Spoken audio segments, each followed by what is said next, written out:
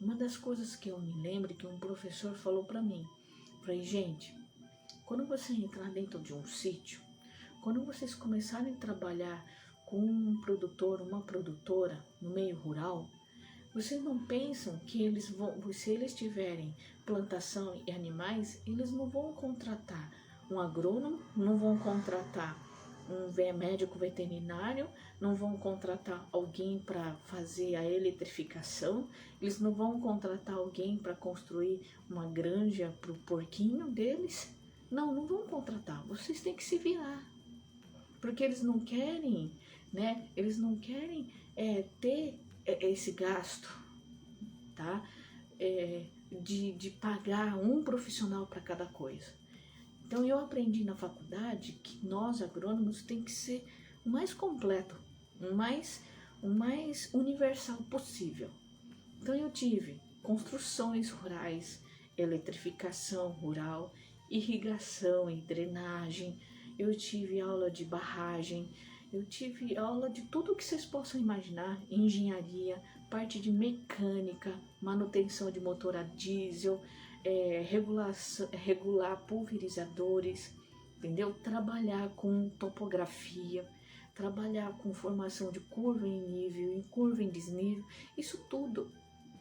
Para quê? Para quando a gente chega até o sítio de alguém, a gente consiga ser completo.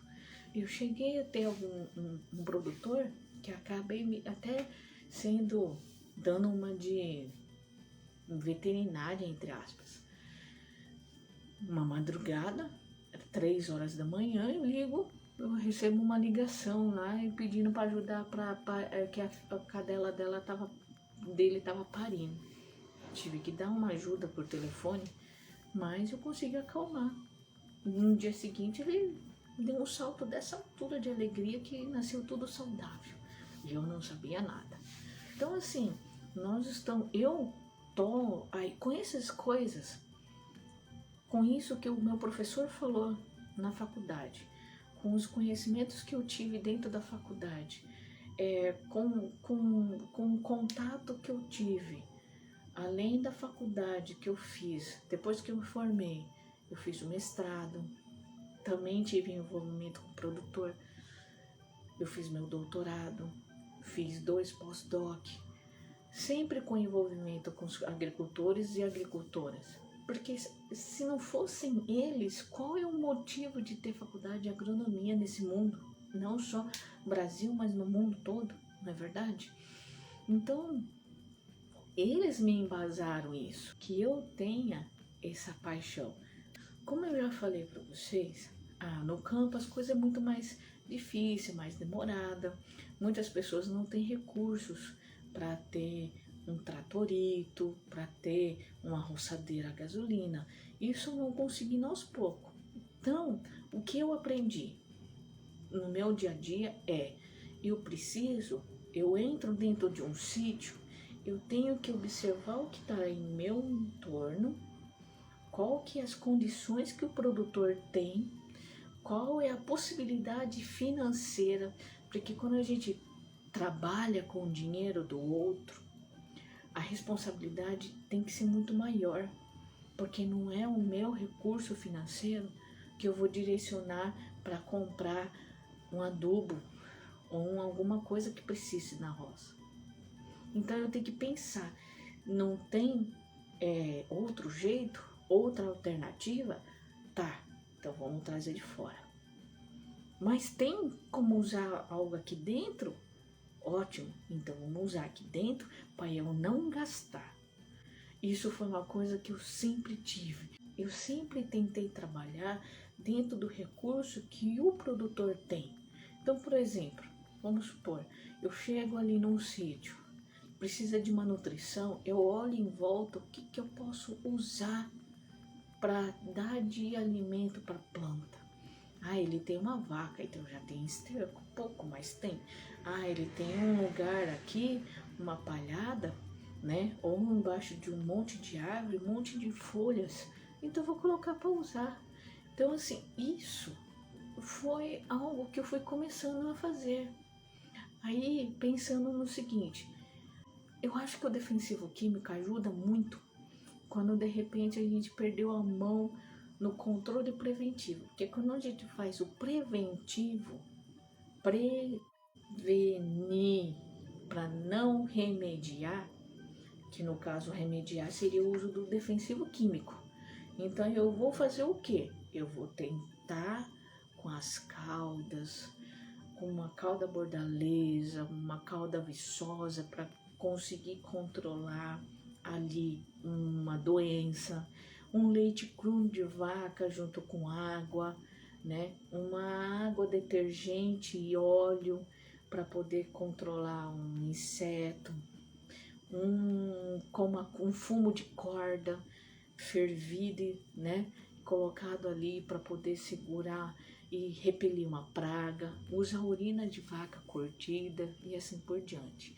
Então, dessa forma, a gente tem condição de ajudar, entendeu? E são coisas que tá no sítio. Às vezes tem ali uma mamona, tem ali uma planta de ninho, tem um pé de pimenta, tem cascas de cebola e alho. Então isso tudo a gente pode usar para controlar. E outra coisa também, se vocês forem parar para pensar, o adubo químico surgiu para facilitar a vida do produtor, mas não para ser a base de tudo. A base de tudo não. A gente não pode esquecer jamais que a base da planta é matéria orgânica.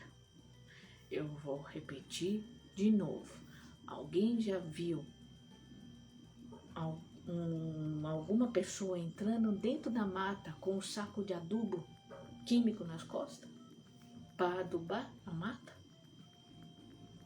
Como que a mata se mantém? Matéria orgânica, folha seca que vai caindo no chão, os galhos que vão apodrecendo e assim por diante. É com isso que você consegue ter o quê? Comida de verdade para a planta. É dessa forma que você consegue dar nutriente. Então assim, por que eu tenho que trazer de fora? Tudo que vem de fora, da porteira de lá, eu vou ter que pagar. Então eu sempre pensei nisso, cara, se fosse comigo, eu ia tentar economizar e tentar produzir melhor. Então, com o passar do tempo, eu fui convivendo com o agricultor, eu fui convivendo com a rotina deles, com os problemas que vai surgindo, problema com praga, problema com doença, problema com produção, problema de qualidade, problema de perder uma roça, problema de não ter o que plantar e o que colher. E isso tudo resultou no quê? Em observação, em acompanhar essa rotina e ver o que ele precisa. Como eu posso fazer a roça render sem dinheiro? Como eu posso fazer gastando o mínimo? É isso que eu sempre pensei. Mas o primeiro ponto que me levou a isso não foi somente observar a natureza. Foi pensar no produtor. Sabe por quê? Gente, numa crise, tá?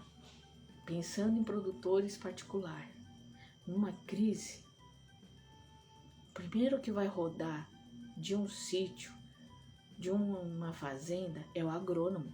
É ele que vai cortar gasto. Se eu não trabalhar para fazer o agricultor, a agricultora ganhar dinheiro, poder me pagar e me manter, eu rodo. E como que eu vou fazer isso? Fazendo vocês economizarem, fazendo vocês terem lucro. Então é um ciclo vicioso, é um ciclo isso. Se eu ajudo, eu me ajudo. Eu ajudo, eu me ajudo. Então é uma troca. Só que ao longo do tempo, os produtores não perceberam que eu mais aprendi com eles do que o inverso. Então assim, dessa forma, trabalhar com a agricultura não é somente pensar em entrar num sítio, receber o dinheiro meu como pela consultoria e pela assistência técnica que eu dei. Não é só isso. Eu tenho que deixar e plantar a semente, fazer essa semente produzir, crescer, desenvolver e colher. Porque senão, numa crise, roda. E outra, hein, gente? A agricultura na pandemia não parou um momento. Eu não fiquei um dia em casa. Quando todo mundo estava no lockdown, eu estava na roça. Quando todo mundo estava preso dentro de um apartamento desse pequenininho assim, ó, eu estava na roça com o produtor, ajudando ele a plantar, a cuidar da roça, cuidar do pomar, cuidar da horta, entendeu? Ajudar ele a resolver problemas, sempre com o menor custo. Ter esse embasamento de agricultura racional. Por que agricultura racional, gente? Eu observo a natureza, a planta é da natureza. Se uma mata se mantém sem adubo químico, qual que é o segredo? Matéria orgânica, micro-organismo. Outra coisa, se eu posso usar uma cauda mais em conta, natural, pego um detergente, até água de lavar roupa serve para combater praga. Quem aí que não lava roupa e tem isso em casa? Lá no campo tem um monte. Então assim, por que eu não posso pegar e usar essa água de lavar roupa e pulverizar e acabar com a praga? Eu economizo dinheiro. Então, gente, tem como plantar e colher gastando pouco, sim. Então, depois de tanta mudança que eu tive, e até a próxima, tá bem? Beijo, tchau, tchau.